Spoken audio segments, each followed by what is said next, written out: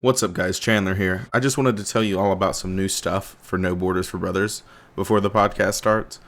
One of our New Year's goals was to make some merch for everyone, and that is what we have done. I mean, we partnered with Teespring to bring you some really awesome merch that will be expanding over the year. Right now, it's just our logo, but I'm going to be making a few more designs like how do you wipe and stuff like that. I mean, stuff that's to our podcast, so it'll be really, really cool. I've left a link below that leads to our Linktree where you can find the merch store, our TikTok, Twitter, Instagram, and everything. But yeah, go check out all that awesome stuff and enjoy the show.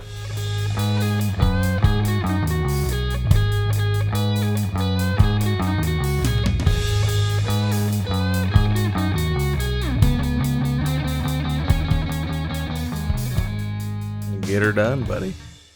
All right. Welcome back to No Borders for Brothers podcast. I'm JT and I'm with my brother and partner in crime, Grant. What's up, guys? Today, we have probably our biggest guest yet to this date. Yeah, we celebrity. Exactly. Famous man, known worldwide. We have Grant's father. Say hello, doing, Dad. Hello. There we go. So today we're going to kind of try to pull some stories out of him, get some of that wisdom going, and then me and Grant both have a couple questions for you, and we'll have some fun. Of course, the first question always for this podcast is how do you wipe? You know, do you fold the toilet paper? Do you wad it like front to back, back to front, standing, sitting? What's the deal, Dad? All of the above. What do you mean all of the above? What the fuck? Are you? I mean, I can't just wipe one time. I have to wipe front to back, back to front. Oh shit, you're a thorough man. Left, so you go all over the down, place. Standing up. Holy shit!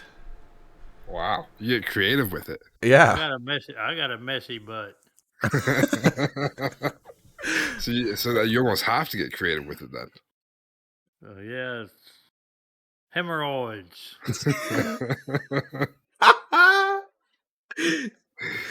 They're a bitch, you know. They're a bitch. The everlasting bitch called hemorrhoids. Oh, Grant, you got some stories you want to pull out of him here. Let's yeah. Get those. So, one of my favorite stories that you always tell is the basically the big winged creature of what is it? Pennsylvania? You lived in Pennsylvania? No, Finksburg, Maryland. Maryland. Okay. Yeah. I want you to tell that story. Oh yeah. Well, me and my four brothers, we were out playing in the yard when we was a kid, and the back side of the house was a big cornfield. Mm-hmm. And we looked up one day, and there was a huge bird. What we later looked up and found was a pterodactyl. And we all four saw this pterodactyl fly and land in the cornfield behind the house. So we all looked at each other and said, "Wow, did you see that?" And everybody, "Yeah." So we took off running all the way down across through the cornfield. We can go down there and see that big thing. Well, when we got there, the corn was mashed flat, but there wasn't no bird. Yeah. And then, like, later on, you found out there was, like, a church or something built there? Like a Satanism church? Yeah. We moved out from up there, then I've been told they had put a satanic type church in there. Yeah. And like, the thing is with that story is everyone's seen it. It wasn't just you. I mean, it was all of your siblings and stuff. Yeah, and ever since that day, I have fostered a belief that there is interdimensional goings on. Yeah. I think that's a lot of what Bigfoot is an interdimensional being that people see, but then it goes back to its own dimension and it's gone. Have you ever heard about Skinwalkers? You know what Skinwalkers are? I have no Skinwalker. idea. So basically, like the story of Skinwalkers are in the Appalachian Mountains. It's basically like a fuck. It's kind of like a shape shifting monster type thing. It has really skinny legs, kind of like a Wendigo. Have you ever heard of a Wendigo? Never Um, heard of a Wendigo. really? Fuck. Um, it's a Navajo thing, and it's kind of like a witch that turns into, possesses, or like disguises themselves as an animal or like a deranged human and stuff to try to get you like pulled in. And people swear up and down that fucking skinwalkers are a thing, and it's a big thing right now. Is these people talking about skinwalkers in the Appalachian Mountains? Like, have you ever heard like screaming, like a high pitched scream in the woods, or people talking about it? Then that's usually a Wendigo, or not a Wendigo, but a skinwalker. Basically, same thing. Oh, I know. Hmm. That's Skinwalkers is what they they called them in the movie with Harrison Ford in it, Blade Runner. They called them Skinwalkers Yeah, too. yeah. Very different though. Like very different skinwalker. Um, and I also wanted to talk to you about your injury stories because that's a big thing on the podcast. Is me dislocating my knee, JT tearing his ACL, and MCL, I think. Yeah, it's just like tearing that. All your concussions, like every Broken me cutting arm. the tip of my finger off, just like it's a little bit gone. Um, so like what has your injuries been? I know there's been numerous, and I know there's some good stories there. Oh God, I've had so many injuries through my life. It's hard to tell you where to start with them. How So about let let's do this? Then? What's your worst injury or the one that you remember the most being like the most painful? Uh, Probably when I got my hands crushed and it cut my thumbs off. Yeah. So tell us I about would that. imagine. Yeah. And I was at work running a punch press, actually stamping metal transmission cases for snapper riding lawnmowers. hmm And the press I was running at the time was forming, and then I had two different dies in the press. One formed the side of the case, and then you took it out from there and moved it to the second stage that cut the trim off the excess outside.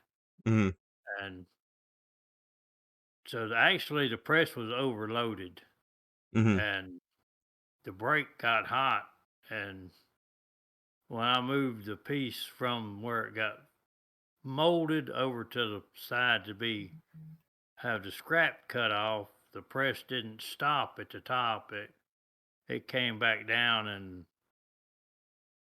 crushed my hands from the wrist down and mashed both of my thumbs. There was like less than 10 thousandths of an inch clearance where my thumbs was at. So Yeah. they just mixed in with the oil. There was nothing left of them. Yeah. So And when that happened, did it like basically close up your hand for like what is it called when like a wound gets a mass amount of heat on it and it a cauterization, I think? Like did it cauterize the wound where you weren't even bleeding? well, I was bleeding, but not as much as you would think. Yeah. Like it just You took it know, like clean off. Like it just took it Yeah. like So I'm gonna uh, upload a video version of my end of things because I have the video going right now. So like on the video, this is where it's basically gone. Is like this area right here. Basically, like the whole padding that's right below your thumb and his thumb itself basically got chopped off. yeah, what they call the heel of your hand out there. Yeah. So what was the aftermath? Like I don't know if I've ever heard of like the true aftermath of what happened. Well, the guy carried me to when the press come off, because I didn't think it was hurting anything because I didn't feel anything. Yeah. Because where it had it mashed up above my wrist, it basically pinched off the nerves where I couldn't feel it crushing my thumbs off. Hmm. But then when it come up and I saw there was no thumbs left, I had a guy there at work carrying me to the hospital in his pickup truck.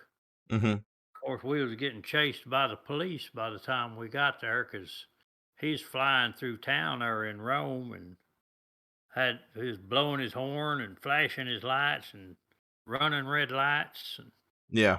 we had the police chasing us time we got to the hospital. And I got out and went in the emergency room, and cops come running up and see what was going on. And I showed them my hands, and they said, "Well, you could have bled to death on the way over here." And I said, "Well, if that was the case, I could have bled to death sitting over there waiting on an ambulance to get there." Yeah, exactly. It takes the same amount of damn time. Yeah, so I walked on into the emergency room, and the woman behind the desk looked up at me and asked me, says, "Can I help you?" And I just raised my hands up and I said, "Yeah, I've cut my thumbs off and I need to see a doctor, please." Yeah. And she got a weird look on her face, and she got run out, and they come back in, took me to the operating room and asked me how long it had been since I had eaten, and I said, "About an hour." Mm-hmm. They said, "Oh, well, we can't put you to sleep." So they had to just deaden my arms. But by the time I got the second one done, I done zonked out, and I stayed in the hospital from the 7th of November till they let me go home for Thanksgiving, and I had to go back in and have skin grafts done on Yeah. them after that. And it was probably 5 years later, or so, 5 or 6 years, I was helping a guy sell some horses, and this woman would come out there looking at some horses, and she looked at me and she says, "You don't remember me, do you?" And I said, "No, sure don't. Should I?" She said, "Ah, probably not." She said, "But," she said, "I was the one working in the emergency room the night you came in when you hurt your hands." Oh, that's really She, cool. she said, "I'll never forget you, the way you come walking in there so calm and your hands crushed all to pieces and your thumbs gone, and you just nicely asked to see a doctor." Yeah. And what was like the physical therapy like? Because there had to be some. Oh, and I don't think you mentioned like how Got your they fixed toes. your thumb. I mean, you have thumbs now. Like, Yeah. Yep, I have Tums. yeah. So they took his his big toes off. They took those clean off and put them on his thumbs. So they're not opposable really, but you have them at least, and it's meant for Yeah. like, what was the reasoning as the why? It was like a balancing thing. Like it's easier to balance with you having thumbs. No, it's just easier. While where they don't work for small things, Uh huh. they do help with a lot of things, grabbing and pick, like take a drink of water. I'd have to use two hands, That's fair. Yeah. pick up a glass of water to take a drink Yeah.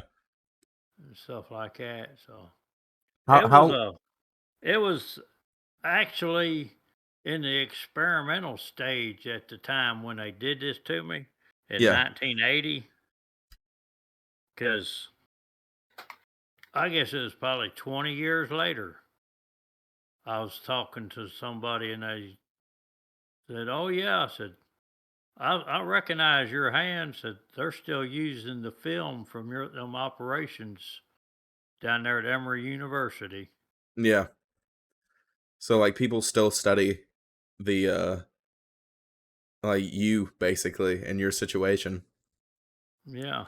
And what was like the healing process? Like how long did it take until like you didn't feel pain anymore basically?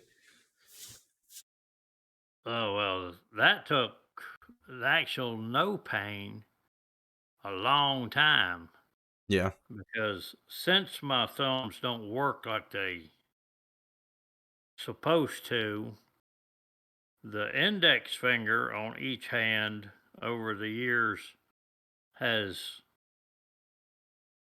moved in that joint there at the knuckle Yeah. to spread it over to help compensate for the thumbs not working as good. Yeah. And so I had pain up through my hands probably 15 years. Damn. And same thing in my feet where they cut the big toes off, Mm-hmm. toes right next to the big toe spread theirself in towards the inside of my body to compensate for the big toe being gone. Yeah, like if you look at his feet, like it would look like you just were born without big toes because everything is in its spot now. There's no like missing place where your big toe was really. It looks pretty all natural, in my opinion. Yeah. I mean, it looks pretty all right. So it just looks like your foot goes straight out and then it's just toes instead of like you missing like a chunk. It looks like and then toes after that. Yeah, the worst place where on my feet is now where that inside toe on my left foot where I broke it Yeah, yeah, and to where it was spreading out to cover. Now it goes out and then it makes a 90 degrees turn sideways to go back to the other toes. yeah. And when you were healing from your hands and everything, isn't that when the chainsaw incident happened? Yeah, yeah. I had been out of the hospital a week Uh-huh. from when they actually operated on my right foot and hand, and I was helping my oldest brother cut down a tree in his backyard, and he took a back swing with the chainsaw and run it right across my right knee. Yeah. So almost So I got was your in the leg cut off hospital. too. So I was in the hospital. Yeah, my brother said, "Pull your pants leg up. Let me see if I cut your leg off." I said, "Shit, if you cut it off, I wouldn't be able to stand up." Yeah. But the doctor in the emergency room, when I went to get it sewed up, he looks, he said, "There, my right foot was bandaged up, my right hand was bandaged up, and my right knee cut wide open." Yeah. He said, "Damn, buddy, you on a roll here." I mean, yeah, just one thing after another around that time. How deep did it go? Like the chainsaw? Oh, it didn't really go that deep. He just barely touched me. Oh yeah, it just scared the shit out of him. Yeah. I'm sure it scared him more than it did you. Yeah, probably did. Had I to don't think explain he's it ever to your used. I mom. don't think. I don't think Richard's ever picked up a chainsaw since that day. Really? That's insane. I have one more like basically story question. I want to know what your favorite childhood memory is, if you can remember. My favorite childhood memory. Yeah. Actually, better yet, tell me about your fights. I want to hear about the football fight and I want to hear about the basketball fight.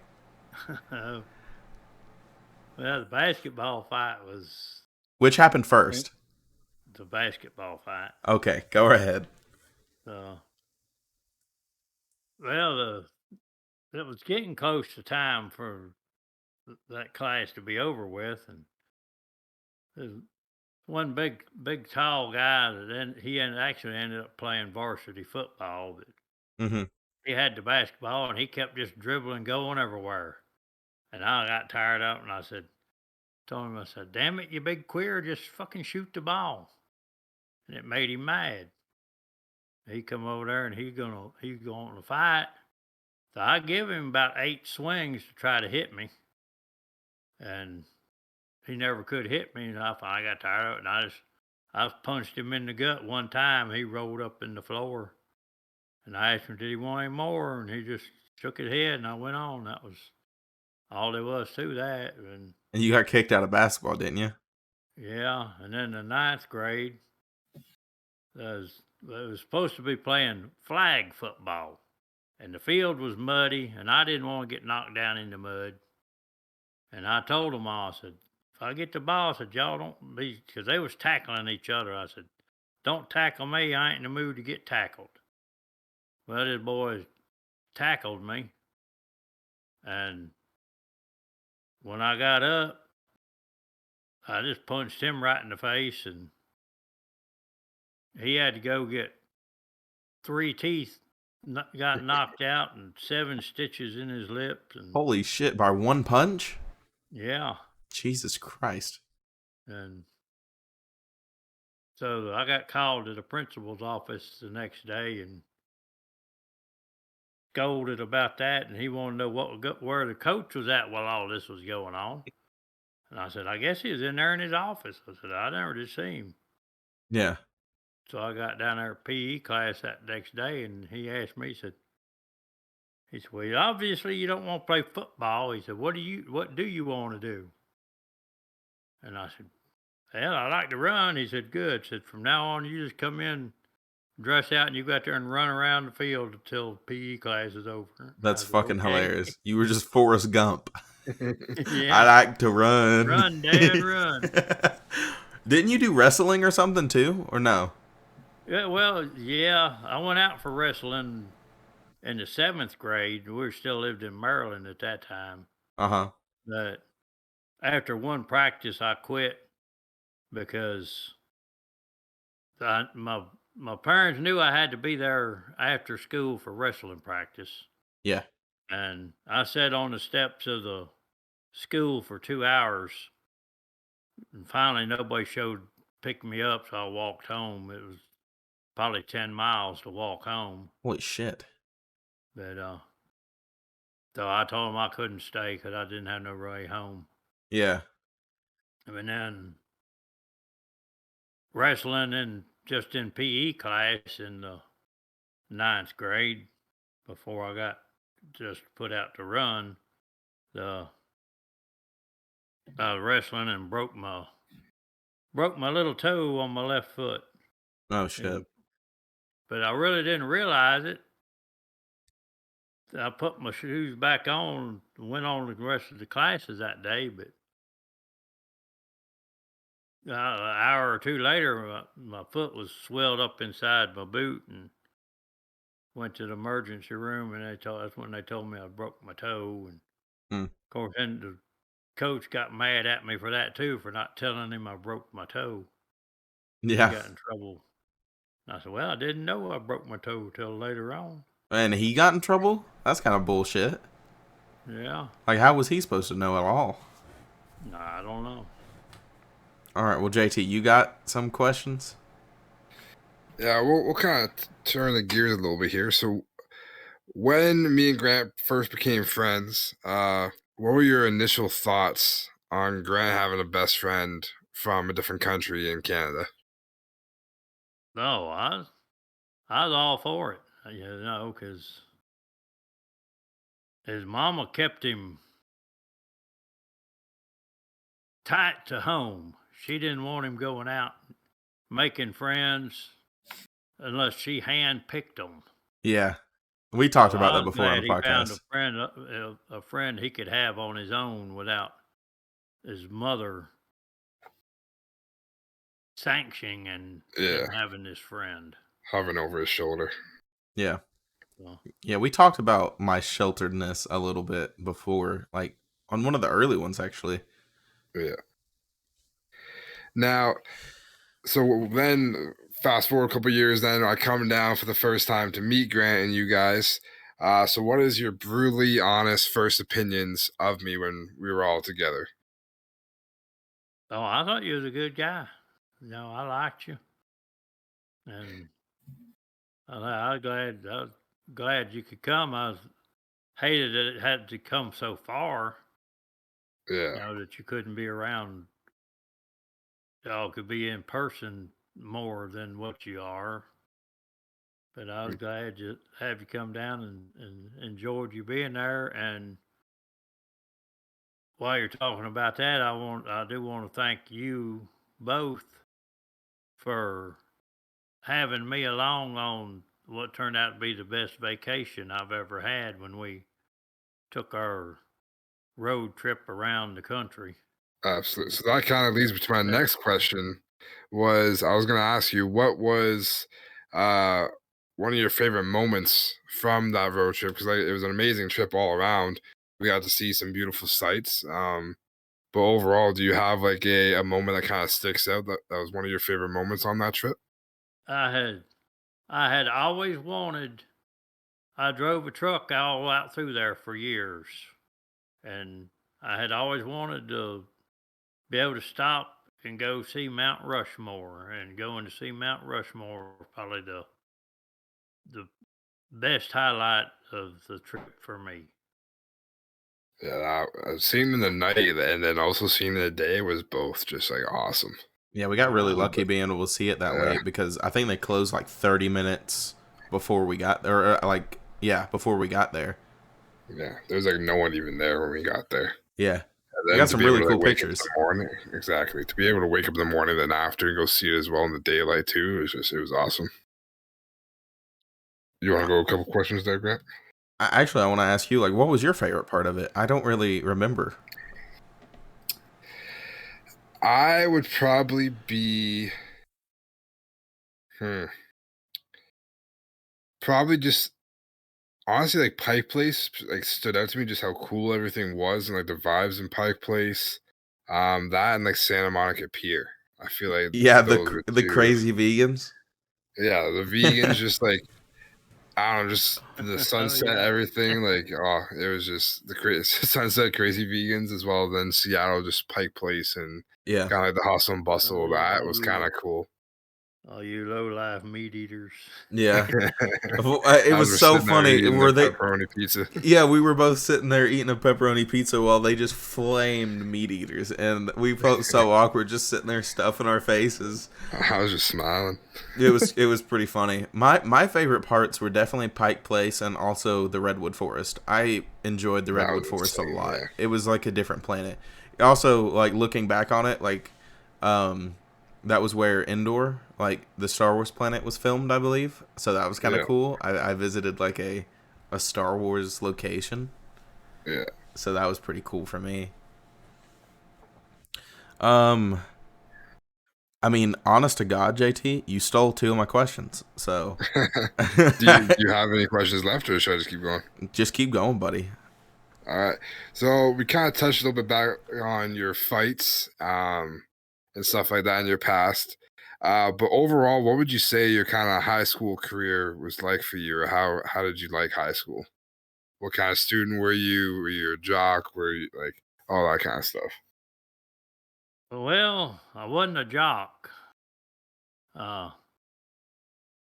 I was probably not a popular kid at all because another one of the fights that I was in, me and another guy was in class, and it was warm in the spring, and everybody was bored. And he said, "What we need is a good fight." And I said, "Yeah." I said, "Let's me and you go outside at break time, and we'll have one." He said, "Okay." So he walked out the door in front of me. When he turned around, I just laid into him. I reckon he thought we were just gonna push and shove, but hell, You're I ready to blacked go. his eyes and beat the shit out of him pretty good and left him laying on the ground. And I was in the principal's office for that, and he wanted to know what was going on. And I told him we just bored, wasn't nothing to it. And then a So, couple weeks later, I was in the principal's office. He wanted to know what was the deal with the candy machine out in the break room. And I said, "Well, it took my quarter." He said, "Well," he said, "after you kicked the glass out of the front of it," said, "everybody else completely emptied the machine." I said, "Well, I can't help that." Yeah. so you didn't make too many friends that way then, huh? No, no, there's probably not a handful of people that would remember me from my high school.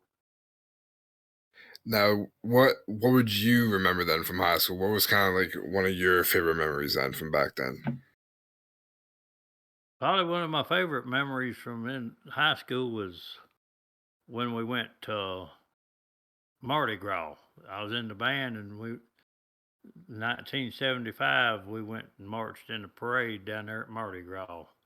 And I enjoyed being down there at Mardi Gras. Where was Yeah, your high that'd be pretty school? cool. Was it in Georgia? Huh? Was your high school in Georgia? Yeah, it's in Coosa, Okay. Georgia. But that also, while I was down there at Mardi Gras, I was standing in a place and I was going to smoke a cigarette. And this guy come up and asked me, could he bum a cigarette from me? I said, yeah. I gave him a cigarette. So he looked and he said, can I get a light? I said, yeah. I give him a light. And he looked at me and he said, have you got a place to spend the night? Oh, shit. I snatched the damn cigarette I gave him out of his mouth.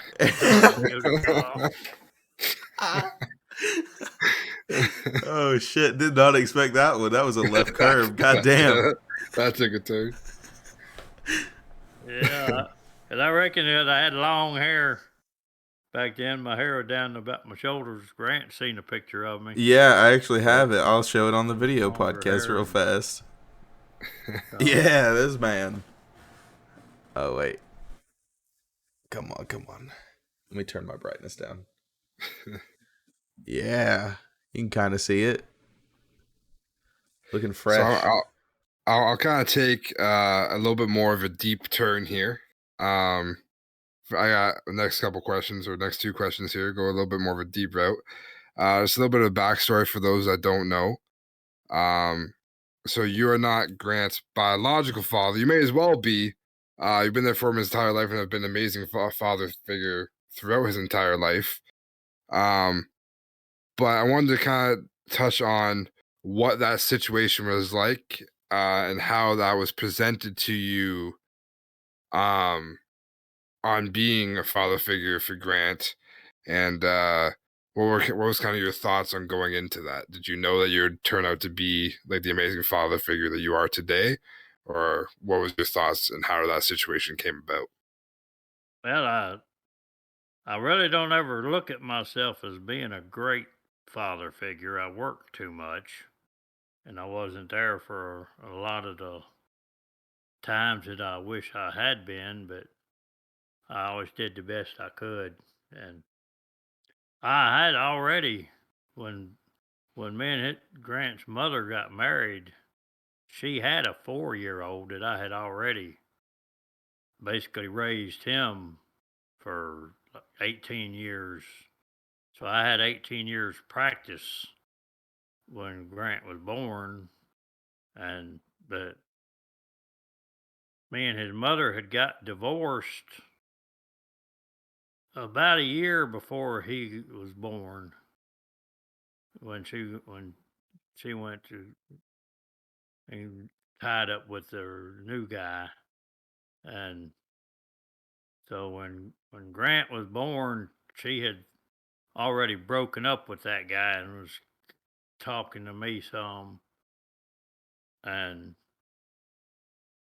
she needed help with the rent and places of keeping a place to live. And so I just started helping her. And then when Grant was born, I just made the commitment then I'd raise him up and be the best daddy that I could to him, and would never make a difference whether he was actually my biological son or not. And as best as I can tell, I never have.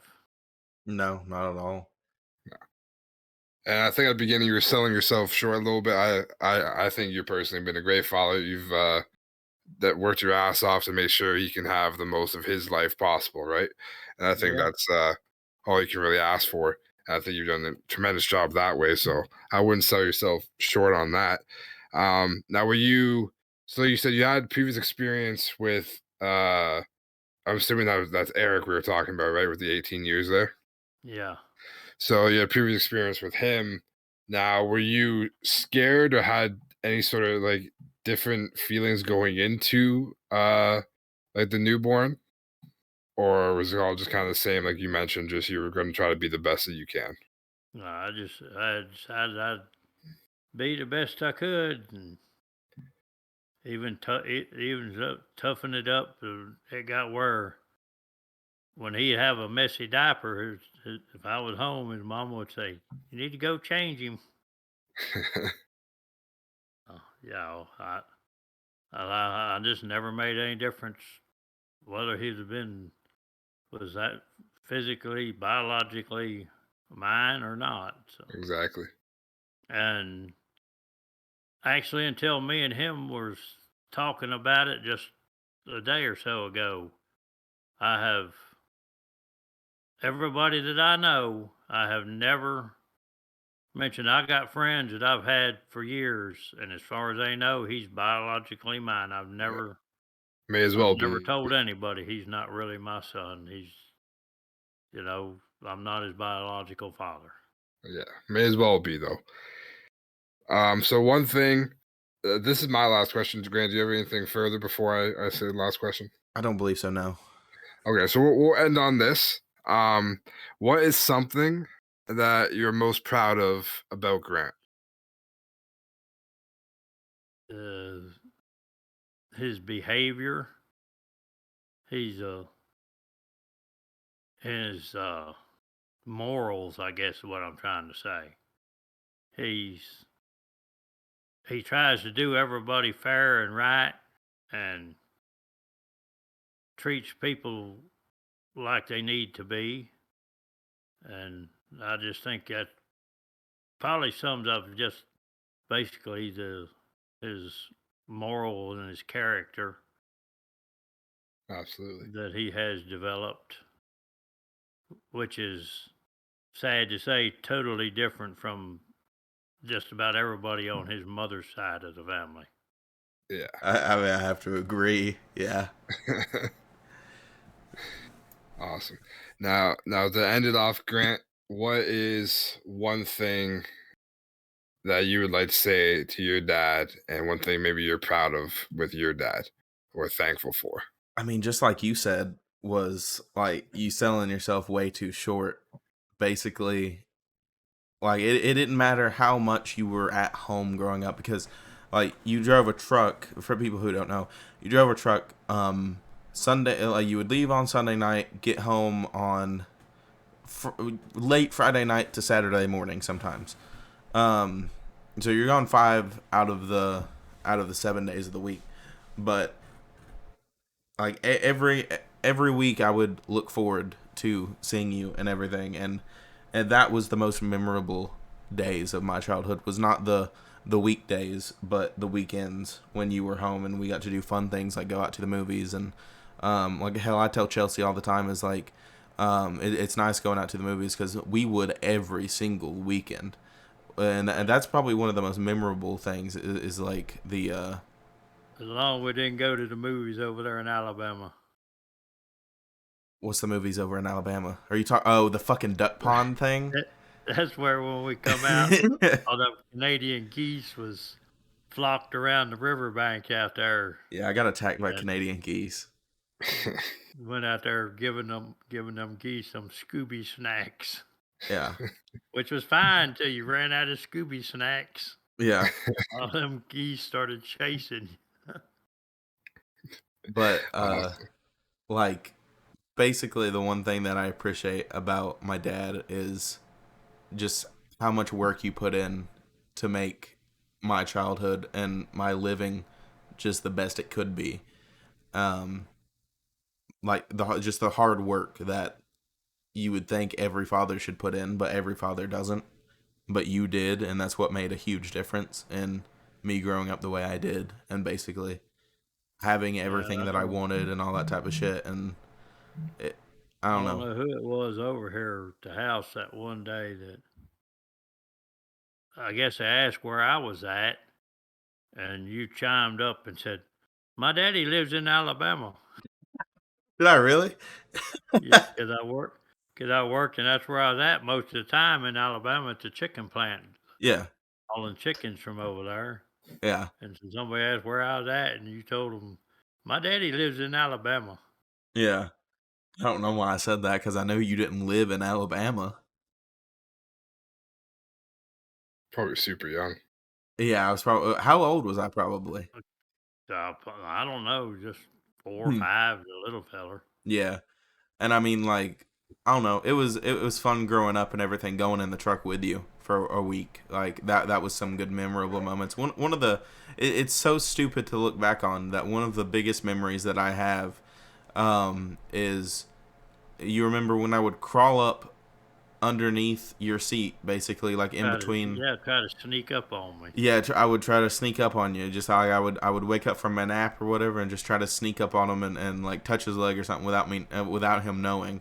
And also seeing my first stripper, that was corner horror basically.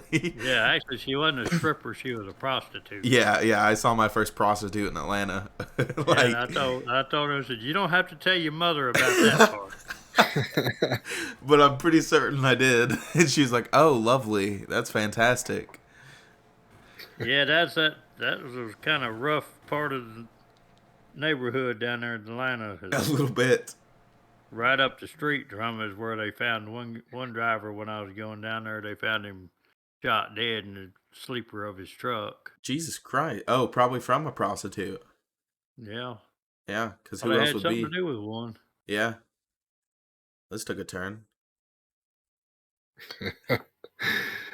Well, anyways, I first of all, I just want to appreciate you for as well coming with us on the trip and making all that kind of stuff possible.